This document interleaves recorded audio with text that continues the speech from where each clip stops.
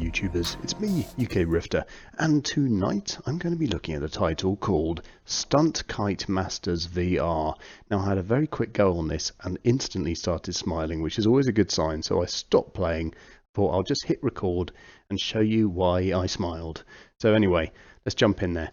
I've got an annoying seagull in the background in my ear, which you'll start to hear now. Here we go, jumping in. Right, so without further ado, here we go. Right, so I've got my hands, and here I am. Now, I'd like to turn the seagulls off. You probably can, but anyway, we'll just put up with them cawing away. A nice, simple Unity environment, simple waves. Very pleasant. It's quite windy today, as you can see, windsock. Everything's kind of controllable and configurable, so you can change the speed of the wind. And here we go. If I just grip onto these kite strings, now I get a little bit of haptic feedback.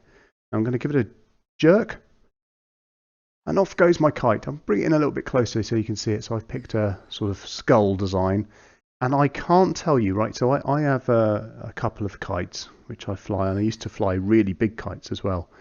And the physics and the dynamics of this kite are absolutely spot on, and it's just like flying a kite.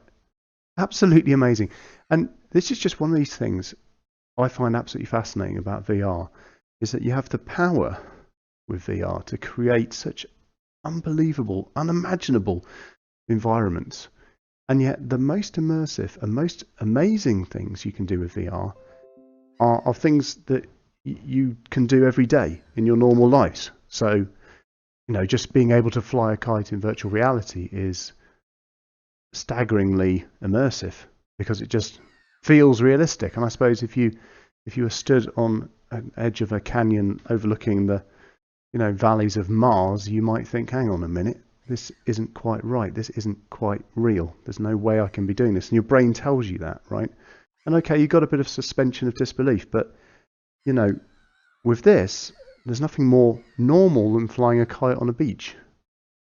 And it just feels incredibly realistic. And the great thing is you've got a bit of haptic feedback as well coming back through my controller, and it builds with the wind. And as I pull with my hand, just as you would feel when you fly a kite, you get that kind of vibration through the string.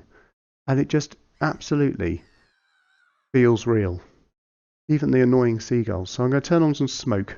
Let's see if I can draw a figure of 8 pattern. Trademark Virgin Media. There we go, a little infinity symbol in the air. There we go. Very, very cool. Now, I haven't played with this at all. I understand there's some other settings you can play with. I apologise for the bleeping in the background. It's because I've set off Oculus Store downloading all kinds of cool games for me to review. So, here we go. Let's pop up the menu. Now I'm going to go into, let me see, so kites here I can change to a different mirrorless shard. Look at that. Copyright. Let's go for Cobra or Summer, and we'll go for that one. We'll select that one.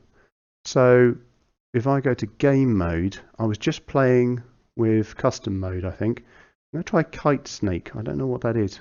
Oh, look, it's a little game where you actually have to capture stars in the air. That looks quite fun. All right, let's grab hold of here. And to get it launched off the ground, you just give it a sharp pull. Come on, up you go. Come on. Right. Now we've got that star. That star, where's the next one? Oh, this is quite fun. Right, there we go. There we go. And look, every time you pick up a star, I get an extra bit on my tail, just like Snake. So I'm guessing if I hit my own tail, I'm going to lose, just like Snake as well. So I'm going to try not to do that. Whoa! This is actually really cool. And you get this kind of variation and sort of slightly chaotic feel of the wind as well. It's not like a constant. There seems to be this kind of slight chaos to it. And as you get to the edge of the breeze, obviously your kite slows down. It starts to get a bit less stable. And then you pull down like that and it gets up speed. And just exactly the physics and dynamics of a kite. Oh dear, I crashed. Well, there you go. Anyway, I'm not going to labour this one. It is what it is. And I've got to say, it's a lot of fun. It's certainly one I'll be going back to. And you know what? It's one of these ones which I probably will use in my VR-ginity list for people that have never tried VR before, if you're not familiar with the term, because I think it's so gentle and immersive that it's an excellent way to introduce people to what VR can do. And then, of course, you can just stick them on the surface of Mars, staring into that canyon, and see how they feel about that. But yeah, it's a good one. Really good. Oh, I'm all tangled. Oh, bloody hell. What am I doing? Hey, I'm actually getting quite a long snake here, matron. Oh, there we go. Right, I think I'll stop. It is addictive, though. I could just play this all day.